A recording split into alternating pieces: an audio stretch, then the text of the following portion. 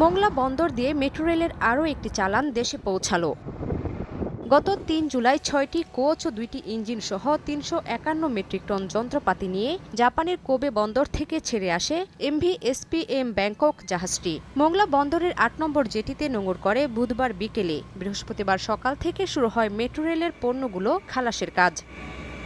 এবারের চালানের পণ্যগুলো ২৪ ঘন্টার মধ্যে খালাসের কথা জানানো হয়েছে। পরে ২টি বার্জে করে কোচগুলো ঢাকার দিয়াবাড়ি ডিপোতে নেওয়া হবে। বগি অলরেডি নিচে নামানো হয়ে গেছে, আর 2টা রেল বগি আছে, আর কয়েক প্যাকেজ মাল আছে। 100% ইকুইপমেন্ট দিয়ে আমরা মালামালগুলো অলরেডি বগিগুলো নামিয়ে দিছি। মেশিনের কাজগুলো করে এরা ঢাকায় নিয়ে যাবে। 48টা বাকি আছে, বাই 48টা পরপর আস্তে আস্তে আসবে। মেট্রো রেলের এসব চালান দক্ষ কর্মীদের মাধ্যমে জাহাজ থেকে বার্জে বোঝাই করার কথা জানিয়েছে মোংলা বন্দর কর্তৃপক্ষ। আগামী যত আইটেম আসবে এই বন্দরের মাধ্যমে আসবে।